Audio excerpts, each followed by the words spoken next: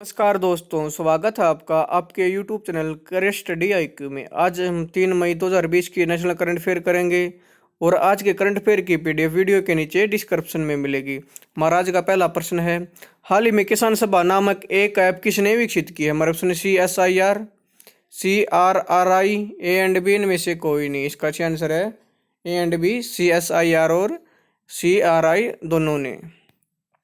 CSIR केंद्रीय सड़क अनुसंधान संस्थान और CRRI ने किसान सभा नामक एक ऐप विकसित किया है। इस एप्लीकेशन को कोविड-19 महामारी के कारण राष्ट्रव्यापी तालाबंदी के दौरान देश के दूर दराज के इलाकों में आपूर्ति श्रृंखला और माल परिवहन प्रबंधन प्रणाली से किसानों को जोड़ने के लिए शुरू किया गया है।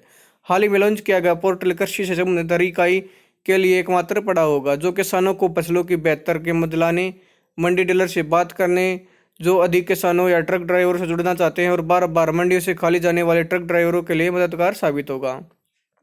किसान सभा का मुख्य उद्देश्य किसानों को सबसे किफायती और समय पर लॉजिस्टिक सहायता मुहैया कराना है।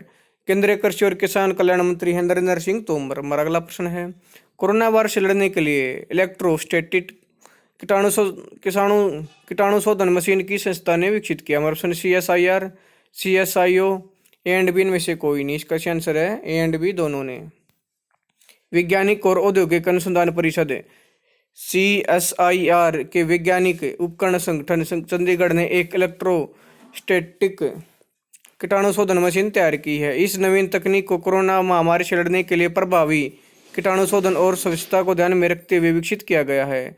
इलेक्ट्रोस्टैटिक कीटाणु शोधन मशीन इलेक्ट्रोस्टैटिक सिद्धांत पर काम करती है और सूक्ष्मजीवों और वायरस को खत्म करने के लिए कीटाणुनाशक की समान और बारीकी स्प्रे बूंदों का उत्पादन करता है। इस प्रकार यह बहुत प्रभावी ढंग से कोरोना वायरस रोगाणुओं को खत्म कर देता है और यह उसे फैलने में रोकने में सक्षम है। इस तकनीक को CSIR, CSIO ने व्यावसायीकरण और बड़े पैमाने पर उत्पादन के लिए नागपुर की एक company rights water solution private limited को स्थानांतरित कर दिया है। हमारा अगला प्रश्न है, निम्न में से किसे American academy of arts and sciences के लिए अंतर्राष्ट्रीय मानद सदस्य के रूप में चुना गया है? हमारा ऑप्शन शोभना नरसिम्हन, सुरभि पांडे, सोनाक्षी सिन्हा, सोनाक्षी मिश्रा इनमें से कोई नहीं। इसका सही आंसर है शोभना नरसिम्हन।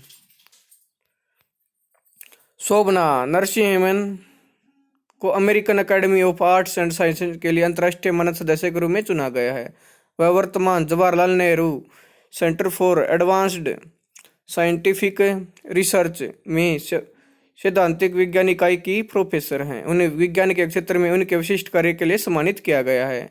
उन्हें नैनो मटेरियल्स के तर्कसंगत डिजाइन पर महत्वपूर्ण काम किया है और जांच की कैसे आयाम में कमियां लाने और आकार को छोटा करने से भौतिक गुणों पर क्या प्रभाव पड़ता है। American academy of arts and sciences द्वारा उन विद्वानों और नेताओं को सम्मानित किया जाता है जिन्हें विज्ञान, कला, मानविकी और सार्वजनिक जीवन में खुद को उत्कृष्ट साबित किया है।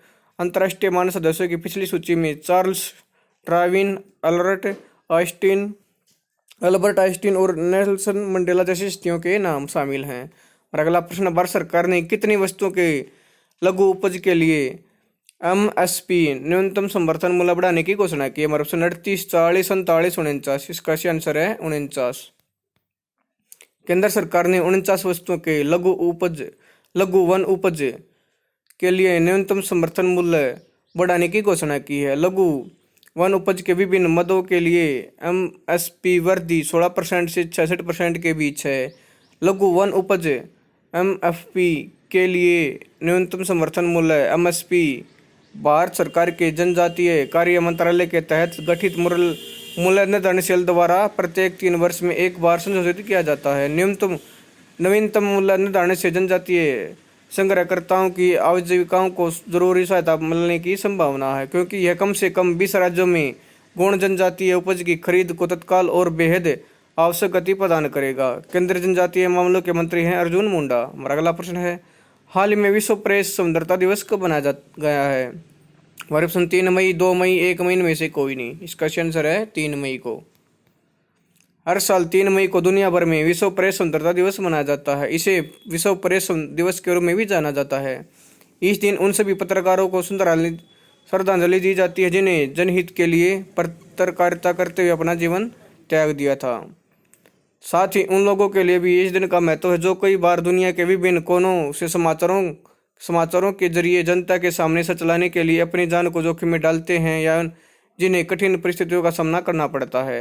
विश्व प्रेस स्वतंत्रता दिवस 2020 का विषय है जर्नलिज्म विदाउट फियर और फेवर। संयुक्त राष्ट्र में महासभा ने अफ्रीका प्रेस की स्वतंत्रता को प्रोत्साहित करने के लिए साल 1993 में विश्व प्रेस स्वतंत्रता दिवस की शुरुआत की थी। इसके बाद विंडहोक घोषणा की गई जो प्रेस की स्वतंत्रता बनाए रखने के लिए की गई थी। चूंकि यह घोषणा 3 मई को की गई थी इसलिए प्रत्येक वर्ष 3 मई को यह विशेष दिन बनाया जाता है।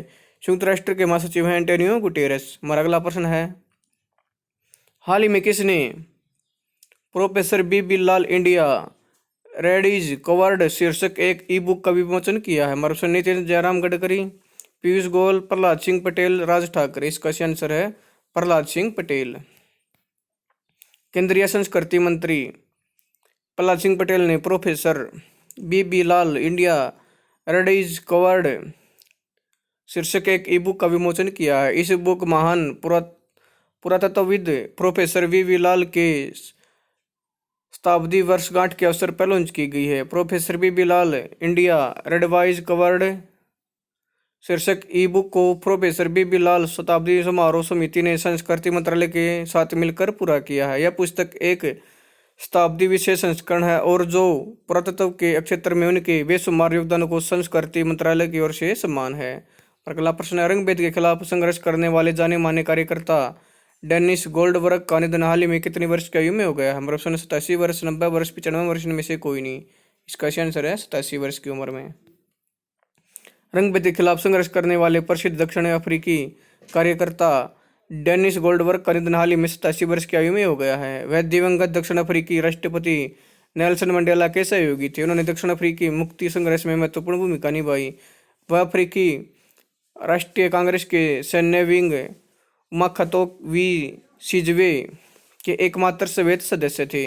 डेनिस गोल्डबर्ग को रंगभेद के खिलाफ ANC की लड़ाई में शामिल होने के लिए 22 साल के कारावास की सजा सुनाई गई थी। वे 22 साल तक राजधानी प्रिटोरिया में जेल में रहने वाले एकमात्र श्वेत व्यक्ति थे। इसके अलावा श्वेत अल्पसंख्यक सरकार द्वारा जबरन उत्पीड़न की जातिवादी व्यवस्था थी। उन्होंने 1985 में जेल से रिहा किया गया था। हमारा अगला प्रश्न है, निम्न में से बाउंस बैक लोन पहल की शुरुआत किस देश ने की है? हमारे ऑप्शन भारत, चीन, ब्रिटेन, अमेरिका। इसका सही आंसर है ब्रिटेन ने। बाउंस बैक लोन पहल को यूनाइटेड किंगडम UK ने देश के छोटे व्यवसायों के लिए लॉन्च किया गया है ताकि उन्हें कोरोना वायरस की महामारी के दौरान आर्थिक संकट से उबरने में मदद मिल सके। यह योजना वित्त मंत्री ऋषि रौनक द्वारा शुरू की गई है और यह सरकार द्वारा समर्थित 100% होगी। योजना के तहत छोटा व्यवसाय पहले 12 महीने के ब्याज मुक्त ऋण के लिए 2,000 पाउंड से 50,000 पाउंड के बीच उधार लेने के लिए आवेदन कर सकता है। ऋण को लघु और मानकीकृत प्रारूप में ऑनलाइन आवेदन करना आसान होगा जो तत्काल सहायता प्रदान करेगा। हमारा अगला प्रश्न है, डोर स्टेप आंगनबाड़ी पहल की शुरुआत किस राज्य सरकार ने शुरू की? हमारा ऑप्शन छत्तीसगढ़, महाराष्ट्र, राजस्थान, गुजरात। इसका सही आंसर है गुजरात राज्य ने। गुजरात के महिला और बाल विकास मंत्रालय ने डोर स्टेप आंगनबाड़ी की पहल की शुरुआत की है जिसे मूल रूप से तालाबंदी के दौरान बच्चों तक पहुंचाने के लिए उपवारी आंगनबाड़ी का नाम दिया गया है। समेकित बाल विकास सेवा योजना के तहत सरकार बच्चों के संपूर्ण विकास के साथ साथ बच्चों को पौष्टिक भोजन प्रदान कर रही है। सरकार ने उम्बारी आंगनबाड़ी नाम से एक चैनल भी शुरू किया जिसके माध्यम से बच्चों को अतः क्रियात्मक रूप से पढ़ाया जाता है। हमारा अगला प्रश्न है, कोविड-19 महामारी से निपटने के लिए भारत ने किस देश को $150 मिलियन की मुद्रा स्वेप सहायता की पेशकश की है? हमारे option Maldives, America, Spain, Pakistan. इसका सही आंसर है मालदीव को। भारत ने कोविड-19 महामारी से निपटने में मदद करने के लिए मालदीव को $150 मिलियन की मुद्रा स्वेप सहायता की पेशकश की है। जुलाई 2019 में भारत और मालदीव के बीच हस्ताक्षरित $400 मिलियन की मुद्रा स्वेप व्यवस्था के तहत विदेशी मुद्रा स्वेप को बढ़ाया गया है। पूरी मुद्रा विनिमय व्यवस्था दिसंबर 2018 में मालदीव के राष्ट्रपति इब्राहिमो मंसूरी की यात्रा पर भारत सरकार द्वारा घोषित 1.4 बिलियन के आर्थिक पैकेज का हिस्सा है। रणनीतिक रूप से महत्वपूर्ण द्वीप राष्ट्र एकमात्र देश है जिसे भूटान के अलावा $400 मिलियन की मुद्रा विनिमय की पेशकश की गई है। हमारा अगला प्रश्न है, किस स्मार्टफोन कंपनी ने 4G नेटवर्क में सुधार और भारत में 5G कनेक्टिविटी बढ़ाने हेतु एयरटेल के साथ एक विलय का करार किया है? हमारा option Samsung, Nokia, Micromax, MI। इसका सही आंसर है नोकिया कंपनी ने। दूरसंचार उपकरण बनाने वाली प्रमुख कंपनी नोकिया ने भारतीय दूरसंचार कंपनी भारती एयरटेल के साथ 9 दूरसंचार सर्कलों में ये नेटवर्क तैनात करने के लिए 1 विलय का अनुबंध किया है। भारतीय एयरटेल एक मंच पर 2G, 3G और 4G नेटवर्क का प्रबंधन करने के लिए नोकिया के सिंगल रेडियो एक्सेस नेटवर्क का उपयोग करेगा, जो नेटवर्क जटिलता को कम करने और लागत प्रभावशीलता को बढ़ाने में मदद करेगा। यह सौदा भविष्य में एयरटेल के निवेश को प्रमाणित करने में सहायता प्रदान करेगा। इस समझौते में नोकिया का single radio access network, base band और संबंधित सेवाएं भी शामिल हैं। यह भविष्य में 5G कनेक्टिविटी प्रदान करने की नींव रखेगा। हमारा अगला प्रश्न है, आयु रक्षा क्लिनिक की शुरुआत किस राज्य सरकार द्वारा की गई है? मेरे ऑप्शन उड़ीसा, तमिलनाडु, केरल, दिल्ली। इसका सही आंसर है केरल ने।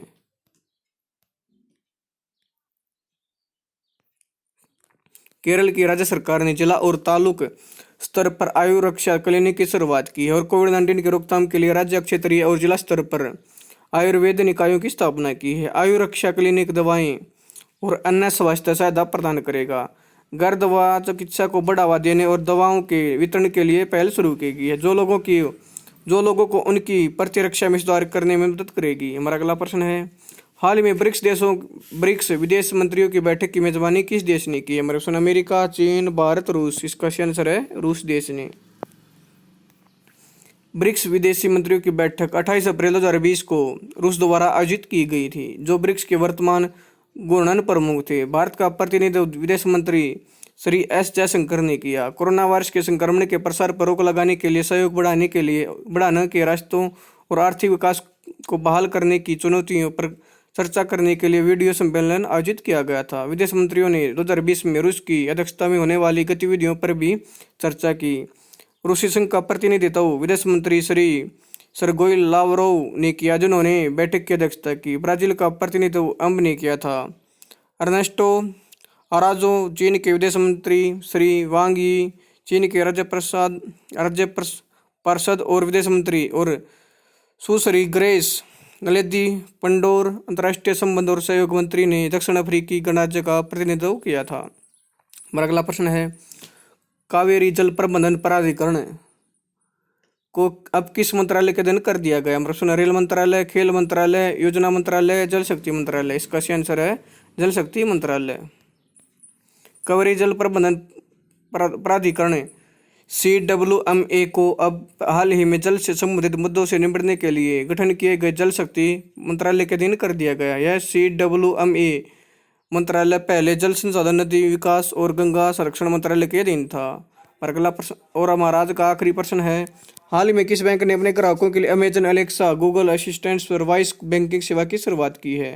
हमारे option yes bank, Canara bank, ICICI bank, union bank. इसका सही आंसर है ICICI बैंक ने। ICICI बैंक ने हाल ही में अपने बैंक के ग्राहकों के लिए अमेजन एलेक्सा, गूगल असिस्टेंट पर वॉइस बैंकिंग सेवा शुरू की है, जिससे ग्राहकों को उनके अपने खातों में बकाया क्रेडिट कार्ड और अन्य जानकारी हासिल कर सकेंगे। दोस्तों, अगर आपको ये वीडियो पसंद आए तो आप मेरे YouTube channel career study IQ को लाइक करें, शेयर करें और इसके रेड बेल आइकन को दबाकर इसको सब्सक्राइब करें और इसके बेल आइकन को दबाएं ताकि आने वाली वीडियो का नोटिफिकेशन आपको टाइम पे मिलता रहे। धन्यवाद दोस्तों।